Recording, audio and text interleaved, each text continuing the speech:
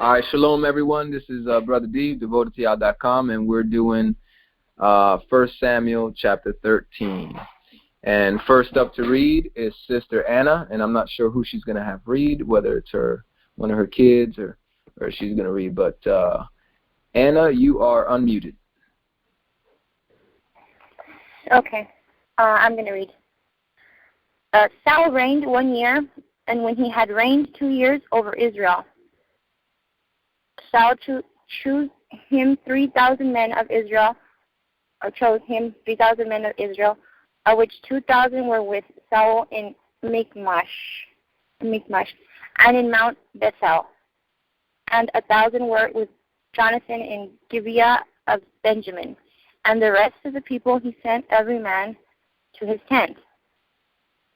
And Jonathan smote the garrison of the Philistines that was in Geba, and the Philistines heard of it. And Saul blew the trumpet throughout all the land, saying, "Let the Hebrews hear." And all Israel heard it said that Saul had smitten the garrison of the Philistines, and that Israel also was had in abomination with the Philistines. And the people were called together after Saul to Gilgal. And the Philistines assembled to fight with Israel, 30,000 chariots and 6,000 horsemen, and people as the sand which is on the sea, which shore in multitude. And they came up and encamped in Michmash, eastward from Bethaven, not sure. Okay. When the men of Israel saw that they were in a strait, for the people were distressed, then the people hid themselves in caves and thickets, and in rocks, and in high places, and in pits. And some of the Hebrews went over Jordan to the land of Gad and Gilead. As for Saul, he was in Gilgal, and all the people followed him trembling. And he tarried 7 days, according to the set time that Samuel had appointed. But Samuel came not to Gilgal, and the people were scattered from him. And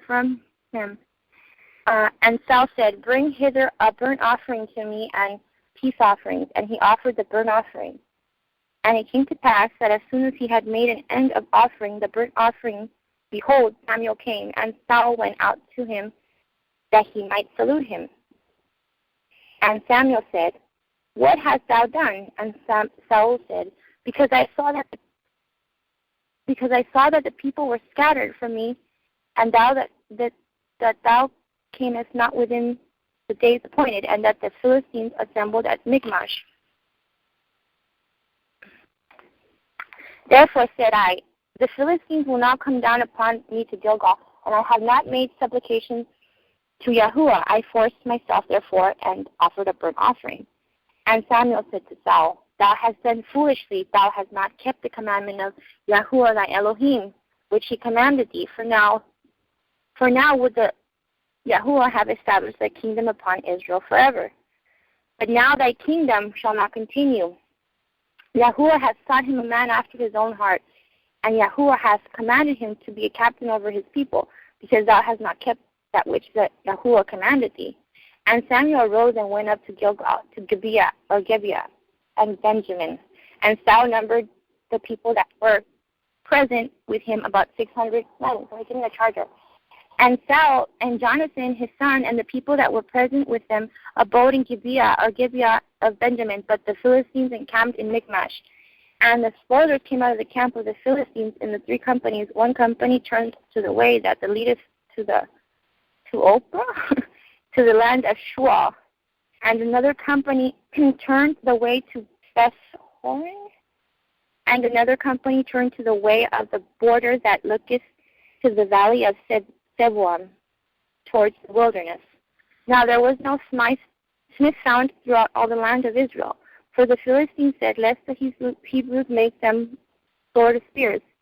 But all of the Israelites went to the Philistines to sharpen every man in his share, and his coulter, and his axe, and his mattock. Yes, they had a file for the mattocks, and for the coulters, and for the forks, and for the axes, and to sharpen the goads. So it came to pass in the day of battle that there was neither a sword nor spear found in the hand of any of the people that were with Saul and Jonathan, but with Saul. And with Jonathan his son was there found. And the garrison of the Philistines went out to the passage of Michmash. Sorry, I think my phone's going to needs to be charged, but okay. Yeah. Hello? Okay, Anna, thank you for reading. Appreciate that. Sorry about that. I think my phone's about to die. I'm going to get the charger. Okay, no problem. Okay. All right. I don't have anything to share about that chapter. My wife is a good reader, and she likes these stories. So let's give it over to her and let her share. Yeah, this is the beginning of Shaul's downfall. He just became king, literally. And the prophet Samuel tells him, wait for me so that we can go ahead and burn offerings. Shaul was impatient. He didn't see him coming in a timely manner. The people started leaving him. He was too handsome. And so what did he do? He decided to offer offerings himself. That was a no-no. And what's the punishment? Shemuel says, I'm trying to see what in verse 13 he says, and Shemuel said to Shaul, you have been foolish. You have not guarded the command of Yahuwah, your Elohim, which he commanded you. For now Yahuwah would have established your reign over Yisrael forever. But now your reign is not going to stand. We know that David is going to eventually come into picture. Says verse 14, Yahuwah shall seek for himself a man after his own heart. I was thinking of David. And we know David, is a man after his own heart. And it says, it continues in verse 14, and Yahuwah shall command him to be leader over his people because you have not guarded what Yahuwah commanded you. So, this just shows again, Yahuwah is very, when he makes a command, we're to obey him, even in the midst of when things look like they're going crazy. Like the people, like his battlemen looked like they were leaving. So he's like, well, what am I going to do? And he acted in his own flesh at that point because he wasn't obeying what the prophet from Yahuwah was saying. So at this point, this is so fresh and so young in his kingdom. He's already this is the beginning of his downfall. Already messing up. Very good. So, that was a great overview. I appreciate that. That was a great overview summary. I appreciated that a lot. When I heard looking for a man after his own heart, verse 14, I was thinking of David, but I wasn't really putting everything all together. So, awesome. All right, next chapter. Does your daughter still want to read? She's not here. Clarissa, you still want to read? Clarissa, ¿tú quieres leer? All right, Brother Doug wants to share something before Clarissa reads. Go ahead, Brother Doug. Yeah, that kind of just jotted my memory. I don't know if it's going to be in the next chapter, but I know somewhere in this book, Shaul gets rebuked and, basically gets told, Yahuwah requires obedience over sacrifice. So,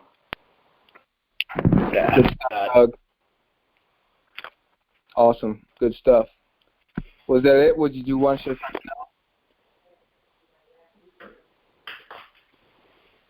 Was that it, Doug? Yeah, that's it. I just wanted to add that. That's all. Awesome. That's a good word, man. Thank you.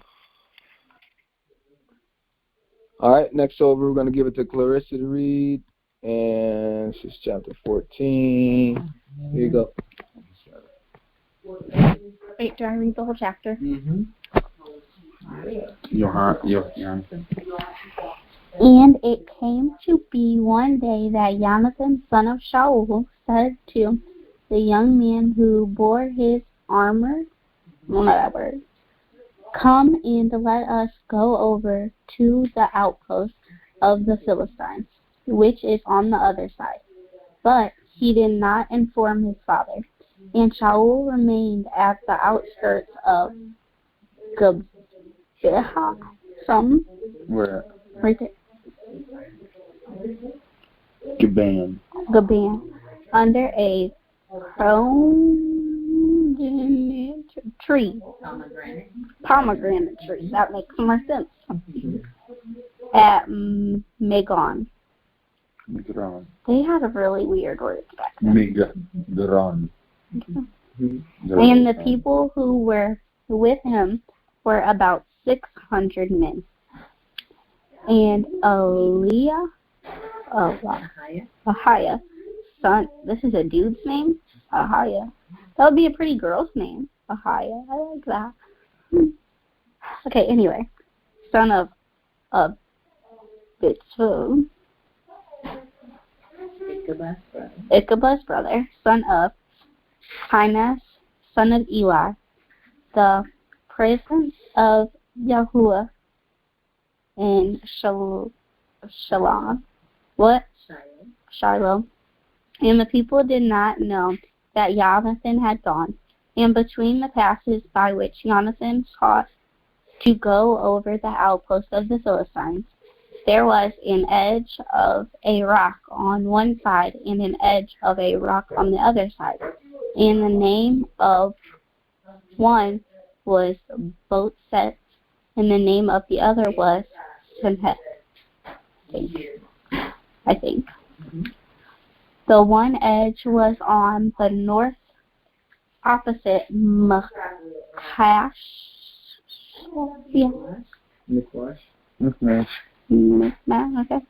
And the other on the south opposite Gibeah. And Jonathan said to the young man who bore his armor, "Come and let us go over to the outpost of these uncircumcised. If so be Yahuwah does work for us, for there is no hindrance for Yahuwah to save by many or by few." And his armor bearer. Someone who holds the armor. He's an armor bearer. I didn't know if I said it right, that's why I paused. Said to him, "Do all that is in your heart, incline yourself. See, I am with you according to your heart." And Jonathan said, "See, we are passing over to the men and show ourselves to them. If they say this to us, wait until we come to you. Then we shall stand still in our place and not go up to them. But if they say this, come up to us, then we shall go up, for Yahuwah has given them into our hand. And this is the sign to us." And both of them disclosed themselves to the outpost of the Philistines. And the Philistines said, "See, the Hebrews are coming out of the holes where they have hidden." And the man of the outpost called to Jonathan and said, "Armor bearer," and said, "Come up to us, and let us teach you a lesson." And then Jonathan said to his armor bearer, "Come up after, for Yahuwah has given them into the hand of Israel." And Jonathan climbed up on his hands and knees with his armor bearer after him, and they fell before Jonathan.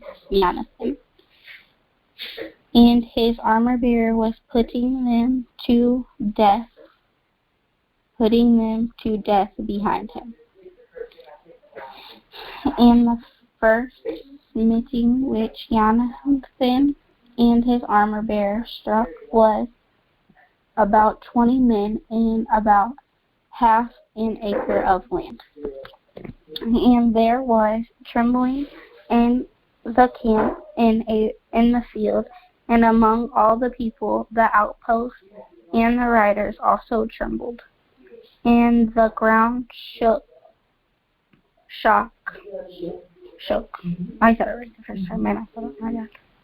And it became a trembling of Elohim.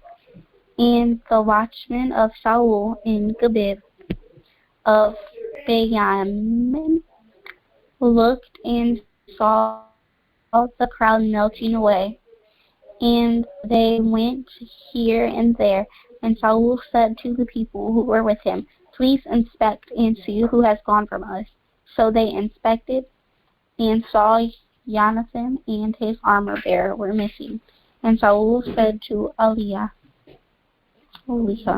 "Bring the ark of Elohim here," for the ark of Elohim was with the children of Israel all day, on that day. And it came to be while Shaul talked to the priests that the noise which was in the camp of the Philistines went on and became great. So Shaul said to the priest, "Withdraw your hand." And Shaul called, and all the people who were with him, and they went to the battle, and see, every man's sword was against his neighbor, a very great confusion. And the Hebrews who were with the Philistines before that time, who went up with them into the camp, turned around, they too, to be with Israel, who were with Shaul and Jonathan.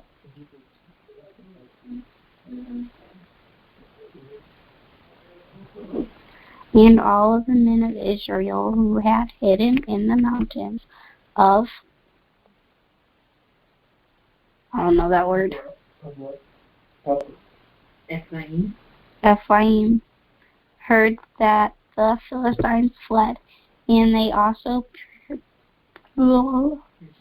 pursued them in battle. Thus Yahuwah saved Israel that day, and the battle passed over and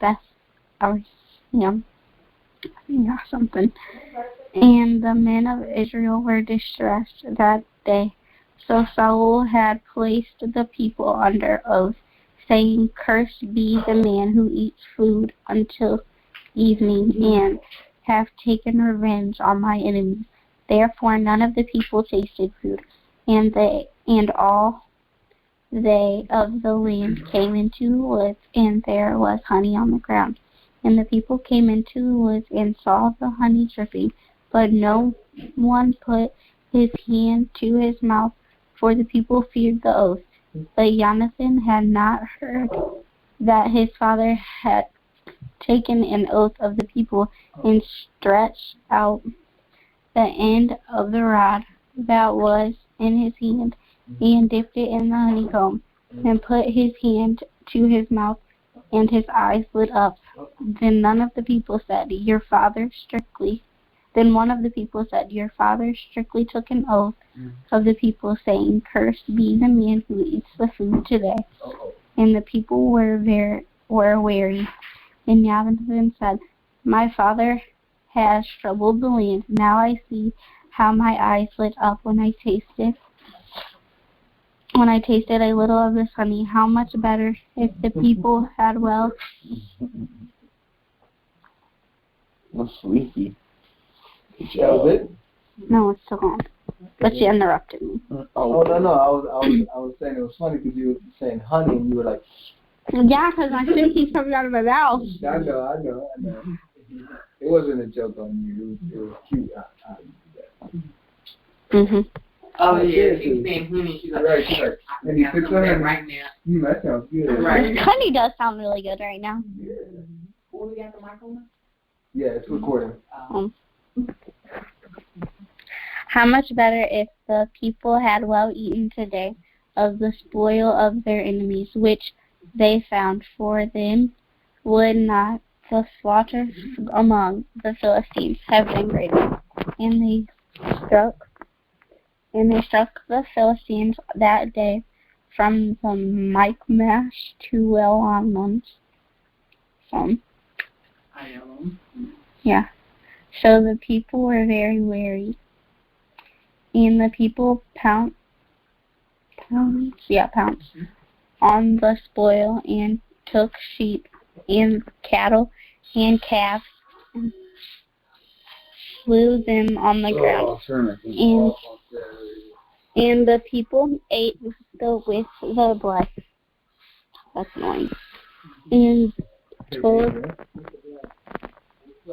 and the people ate with the blood.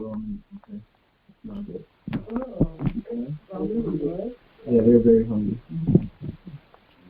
And they told Saul, saying, "Look, the people are sinning against Yahuwah by eating with the blood." And he said, "You have acted treacherously. Roll a large stone to me today." And Saul said, "Scatter among the people and say to them, each one bring his ox near to me, and each one his sheep, and you shall slay them here and eat, and do not sin again, Yahuwah, by eating with the blood." So every one of his people brought his ox with him that night and slew it there. And Shaul built a slaughter place to Yahuwah. It was the first slaughter place he built to Yahuwah. And Shaul said, "Let us go down after the Philistines by night, and plunder them until the morning light, and not leave a man of them." And said, "Do whatever seems good to you." But the priest said, "Let us draw near to Elohim here." And Shaul asked of Elohim, "Should I go down after the Philistines? Do you give them into the hands of Israel?" But he did not answer him that day. And Shaul said, "Come over here, all you chiefs of the people, and know and see what this sin was today.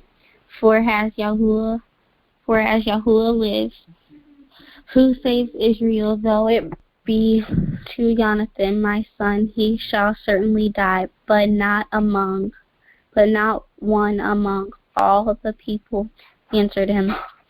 And he said to all Israel, You be on one side, and my son Jonathan and I be on the other side. And the people said to Shaul, "Do what seems good to you." And Shaul said to Yahuwah Elohim of Israel, "Give a perfect lot." And Shaul and Jonathan were taken, but the people escaped. And Shaul said, "Cast lots between my son Jonathan and me." And Jonathan was taken. Shaul then said to Jonathan, "Explain to me what you have done." And Jonathan explained to him and said, "I only tasted a little honey with the end of my rod that was in my hand. See, let me die." And Shaul answered, "Elohim, do so, and more also, for you shall certainly die, Jonathan." But the people said to Shaul, "Should Jonathan die, who has wrought his great salvation in Israel? Far be it. As Yahuwah lives, let not one hair of his head fall to the ground, for he has wrought with Elohim this day." The people ransomed Jonathan, and he did not die. And Shaul returned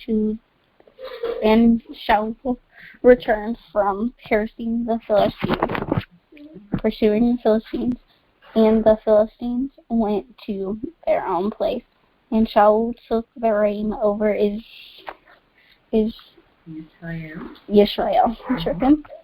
and fought against all his enemies around about, against that word. Not that one. Moab, and against the children of Ammon, and against Adam, and against sovereign and of What's that word? Soba. T.S. Soba. Soba. Soba. T is silent. When is the T ever silent in any word? Hebrew. I want to speak Hebrew. That would be cool. I want to read. I can write that. I know, like, Yahuwah. I learned how to write that. Nice. Hallelujah. Awesome. Yeah. And against the Philistines, and wherever he turned, he inflicted punishment, and he gathered an army and struck the Amalekites. Who comes up with this? Like, who came up with these names? I mean, I like Yanin. I think Yanin's cute.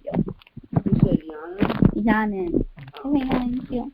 I like the name Layana for a girl. Layana. Yeah, I like that.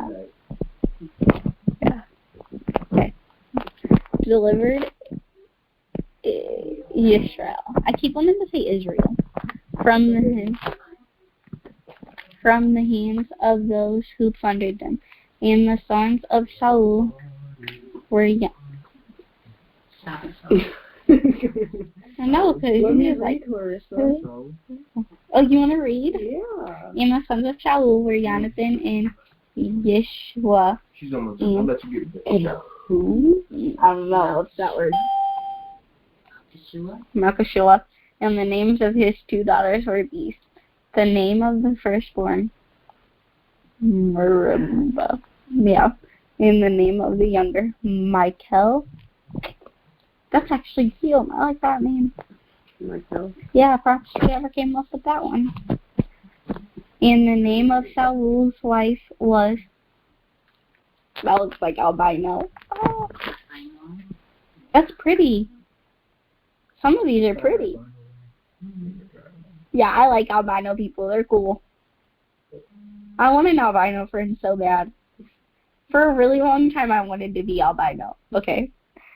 I am the daughter of Ahimites, and the name of the commander was his army was something, son of Ner, uncle of Shaul, and Ish was the father of Saul, and Ner, the father of Abana, was the son of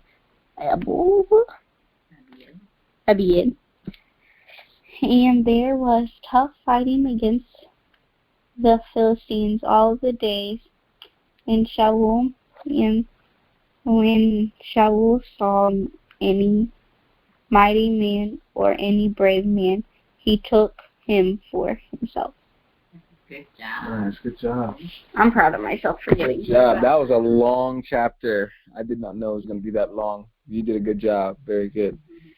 So, I thought Jonathan or Hunathan, I thought he was going to die.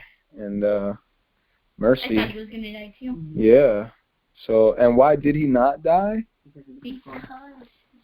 So this one, let me just go back to the conference call real quickly, see if anybody wants to say something. We do have, hi Kaya. So we had, so Shaul took an oath in the name of Yahuwah. In the name of Yahuwah. In the name of Yahuwah, Right. which is very strong. You can do that. You're supposed to act out what you say. Follow through what you say. And where anybody who were to eat prior to the death of all the Philistines and the ending of the battle, that they would die. Yehonathan and his son didn't hear that, so he took of the honey. Now Shaul was saying that he was going to kill him. However, the people were the one that said, don't let a hair on his head be touched. I mean, he just over here helped us with the battle. I mean, it was Yehonathan and his armor bearer that went up first and started slaying the 20 men in the field, and started that whole where Yahuwah then started the confusion amongst the Philistines. Why don't they say his name? Why does Yohanan get all the glory? She's saying, why does the name of the armor bearer get any name or any credit there? So if anybody wants to say anything, just a reminder, *6, and add if you can what you have. Oh, I don't have much, but I just see. Are you live Yeah. So my thoughts are just like, wow, how powerful it is that righteous deeds can help in, redeeming a person from being cursed, even when there was an oath that was placed by someone else. I just find that very interesting. So. Good stuff. I wanted to go back to verse 7. It says, "And his armor bearer said to him," so you can see Jonathan, "Do all that's in your heart, incline yourself. See, I'm with you according to your heart." And then we know Jonathan went up and such. I think that's how we're supposed to be. Our heart's supposed to be like the armor bearer to Messiah, the son of the King, right? To Yahuwah, and to Yahusha, saying, "All that's in your heart, I'm there." He was about to. You have two people against 20, okay? And the only ones that had the swords were these two, and then against the Philistines. The Philistines were strong. They weren't no joke. But I thought that jumped out at me in regards to just the armor bearer's heart towards Jonathan, even though he's nameless and faceless. And maybe that's something else, being nameless and faceless, and that just following the command of the son of a king, who's the son of a king, Messiah. That's one thing I got. It was definitely a long chapter. There were a few things that jumped out, but I can't remember. Is it related to that? Kind of. Can we say it's related? Yeah. All right. So if nobody else has anything to share about that chapter, we will move on to the next one. Anna, I'm going to unmute you real fast. Anna, I know you said one of your kids wanted to read scripture. Do they still want to read right now? No, they don't want to read anymore. Well, okay, no. Anakin, want to read? No, they don't want to read. All right. Sorry. No, I got somebody over here that wants to read, another teenager here. So, all right.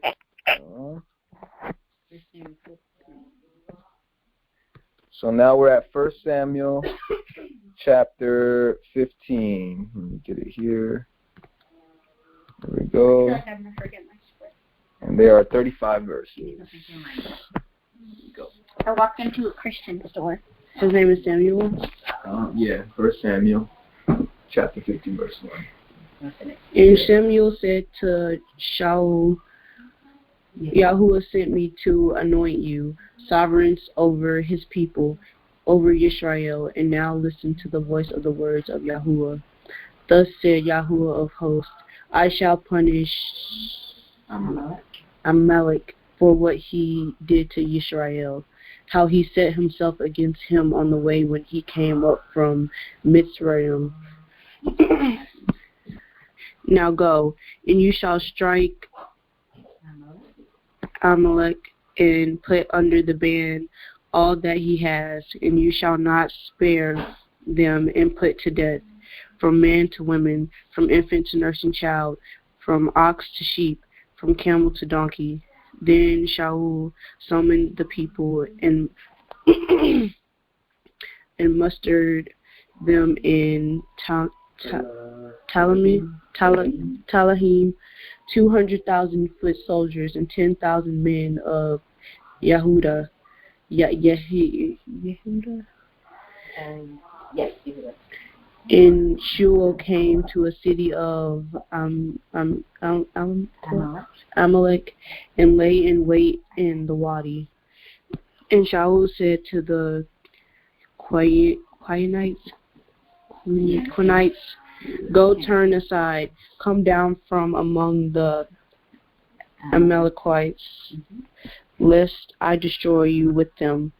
For you did show loving commitment to all the children of Israel when they come up out of Mitzrayim. So the Quanites turned aside from the midst of the Amalekites, something like that. And Shaul struck the Amalekites from Hawilah all the way to Shur, which is before Mitzrayim. And he called Agag, sovereigns of the Amalekites, alive and put under the ban of the people with the edge of the sword. But Shaul and the people spared Agag and the best of the sheep and the cattle and the fatlings and the lambs and all that was good. It would not put them under the ban, but all goods despised and worthless that they put under the ban. And this is the reason why we have paganism there. And the word of Yahuwah came to Samuel, saying, I am grieved that I have set up Shaul as sovereign, for he has turned back from following me, and has not performed my words. And it displeased Samuel, and he carried to Yahuwah all night. Cried. Mm-hmm. And Samuel rose early in the morning to meet Shaul, and it was told to Samuel, saying, Shaul went to Carmel, and see, he set up a monument for himself. Then turned and passed over and went down to Gilgal. And Samuel came to Shaul, and Shaul said to him, Blessed are you of Yahuwah. I have performed the word of Yahuwah. But Samuel said, What then is this beating of the sheep in my ears, and the lowing of the cattle which I hear? And Shaul said, They have brought them from Amalek, because the people spared the best of the sheep and the cattle to slaughter for Yahuwah, your Elohim, and the rest we have put under the ban. And Samuel said to Shaul, Wait, and let me declare to you what Yahuwah said to me last night. And he said to him, Speak.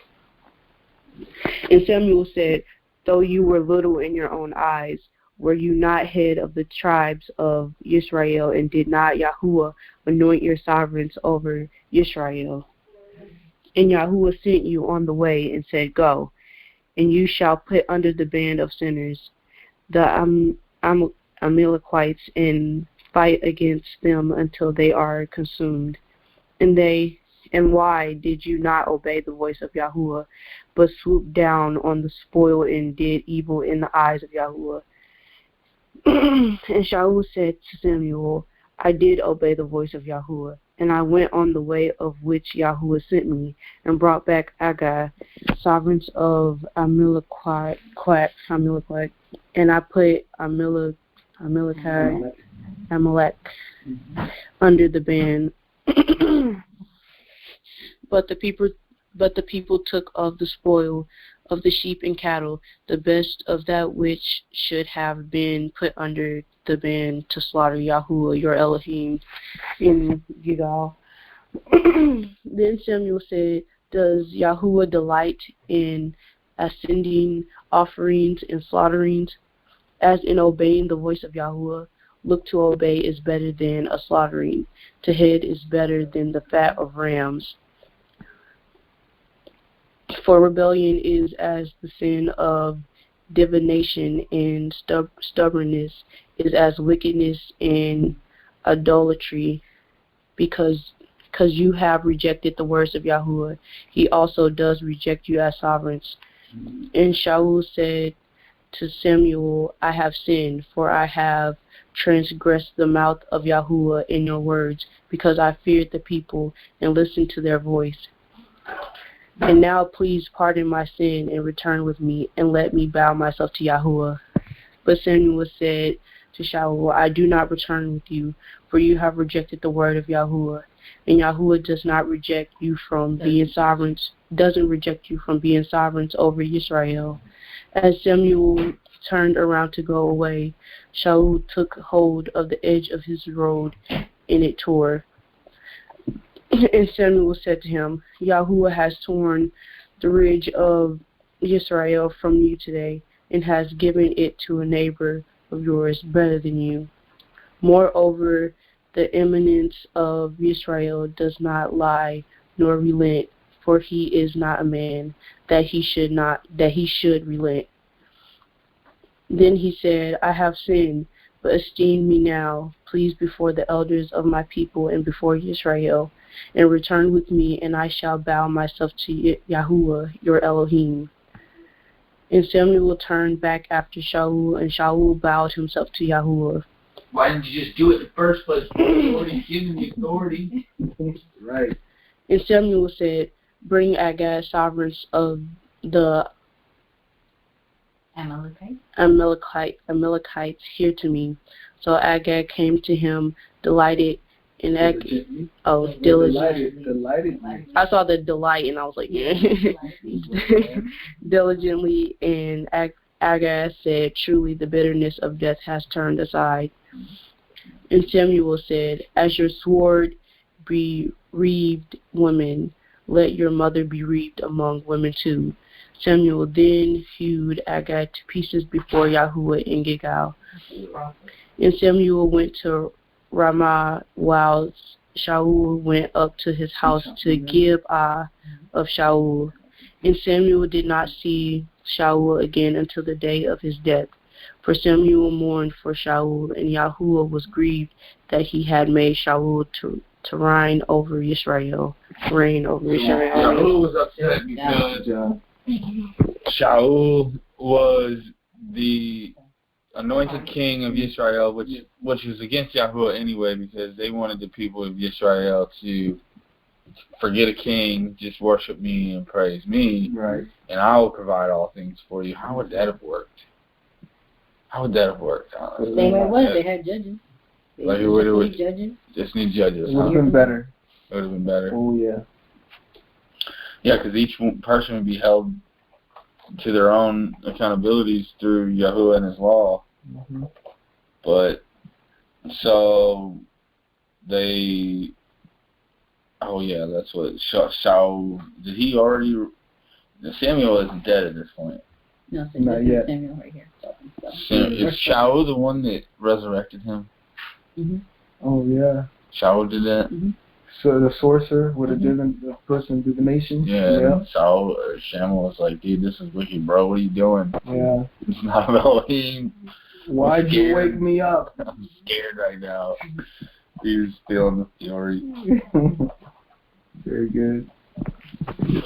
So, yeah, it looks like he held some property that he was supposed to destroy, huh? In the beginning? He didn't destroy everything? Yes. There we go. Okay. I can't see the scriptures, but it looked like he just simply not obeying the commandments, obviously, as he repented later. Strike two. But, I mean... How can you be in that situation, though, and not be as arrogant as Shaul was? Given a direct order by Yahuwah or his prophet Samuel, which is probably even more better than coming hearing from Yahuwah because, he's a person. You can explain it in the language that you understand. And at that point, how can you be that arrogant? That's it's amazing. I mean, for me, I don't understand it. I can't relate because I'm not a king and I'm nowhere even near being rich. Well, according to other poor people across the world, I'm probably rich, but it doesn't make sense to me. I don't know. I think it's simple. I think Shaul answers the question when he says he obeyed the people, the voice of the people, and in the sense of and scared. I mean, and being a pleaser of man before being a pleaser of Yahuwah. I think that talks about the heart of man, not an excuse to it. But right. No, I understand. For me, it's just fruit people. No, I know. In the Brit. About what Yahuwah say. But in the Brit, it talks about, you can't be a servant, a pleaser of man, and a servant of Yahuwah, and the Messiah. So I think that comes down to his heart, and that's why before Yahuwah says, I will seek after a man after my own heart. It's not after a man of men's heart, which was what Shaul was doing. He was hearing the men's voice, and he said himself, Shaul said, but I did obey Yahuwah. Not completely. So if you don't do complete obedience, you're not completely obeying, because Yahuwah here says that's like rebellion, that's like witchcraft, that's like sorcery. But it amazes me. So I just want to share a testimony that's related to the subject here, disobedience versus pleasing men.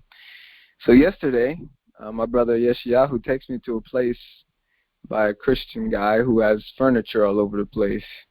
And very nice guy and very great business, I'll tell you that.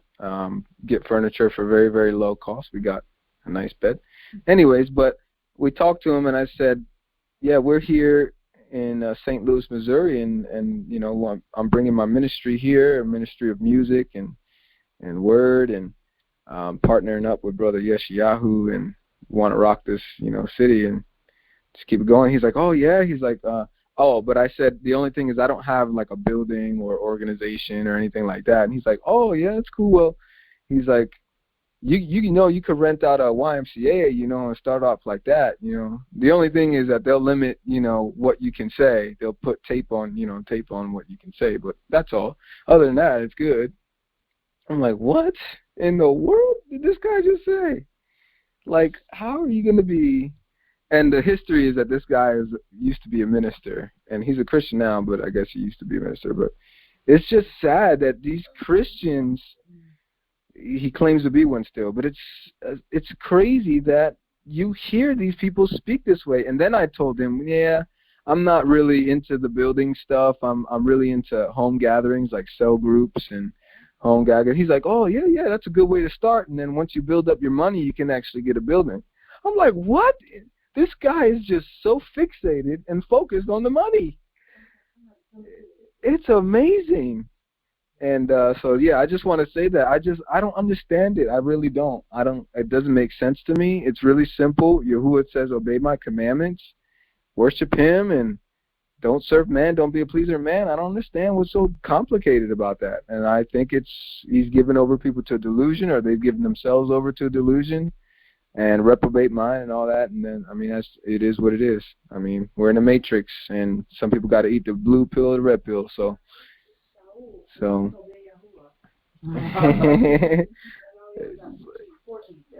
and one of the young girls just made out of clay a little picture of Shaul disobeying.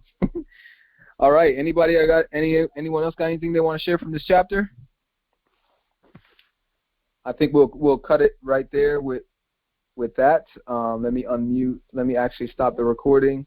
I hope you've enjoyed this reading of the scriptures and a little bit of sharing. But we'll be doing the same thing next week. Shabbat. Shalom. Hallelujah.